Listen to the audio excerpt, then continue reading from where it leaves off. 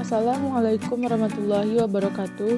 Perkenalkan, nama saya Yohan Prasiska dengan NIM 8020180037 dari kelas 03 PT5 jurusan Teknik Informatika Universitas Dinamika Bangsa. Pada pembahasan kali ini, saya akan membahas dua topik pembahasan lingkungan bisnis untuk memenuhi tugas mata kuliah kewirausahaan. Topik pertama, lingkungan teknologi. Di era globalisasi ini, banyak teknologi canggih yang berkembang pesat dan tentu berkaitan dengan lajunya informasi sehingga hal tersebut menjadi sesuatu yang penting bagi perusahaan-perusahaan yang ada saat ini. Contohnya, Supermarket CH.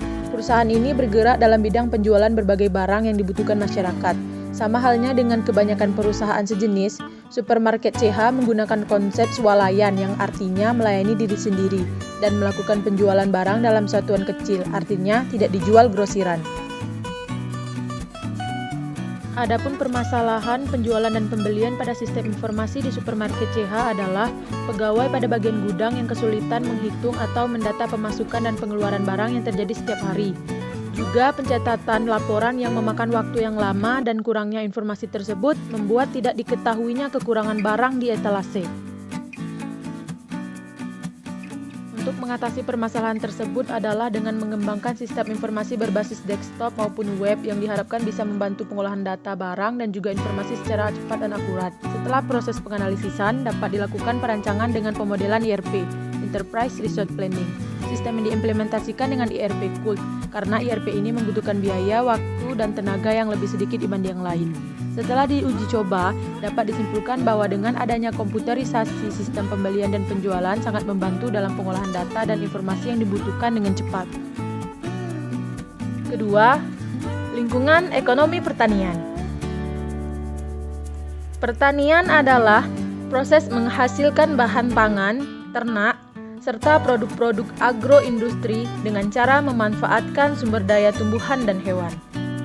Namun, sebagian orang mengatakan pertanian sebagai ekstraksi semata, seperti penangkapan ikan atau eksploitasi hutan.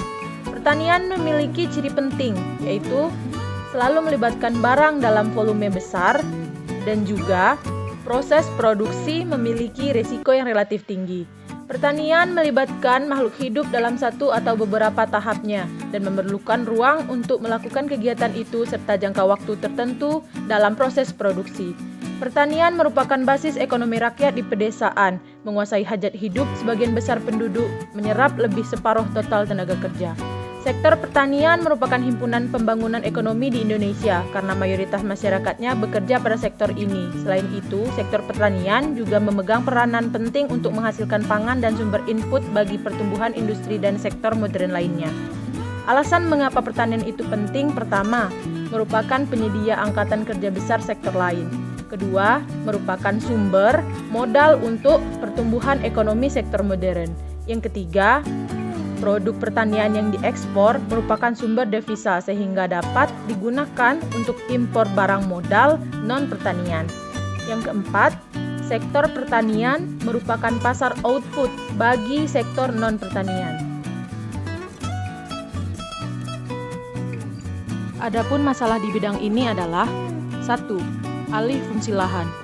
Seiring bertambahnya jumlah penduduk, lahan yang dibutuhkan sebagai tempat tinggal semakin bertambah, sehingga alih fungsi lahan kerap terjadi di masyarakat. Alih fungsi lahan terjadi karena adanya anggapan dari masyarakat bahwa mempertahankan lahan pertanian pada masa sekarang ini tidak lagi menguntungkan.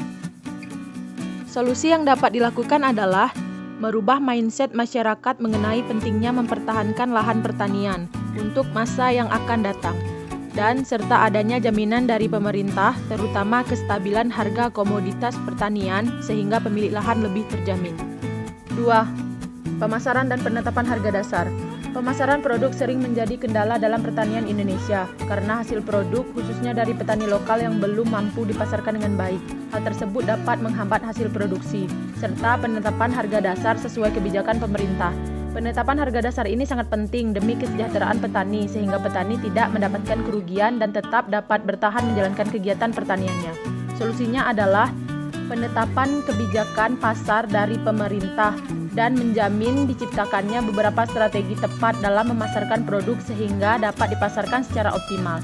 Dan pemerintah diharapkan dapat lebih bijak dalam membuat kebijakan mengenai penetapan harga dasar untuk seluruh produk pertanian, agar tidak merugikan petani serta masih mampu dijangkau oleh masyarakat umum.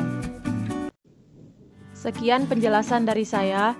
Mohon maaf apabila terdapat kekurangan ataupun kesalahan kata yang saya lakukan pada tugas video mata kuliah kewirausahaan ini.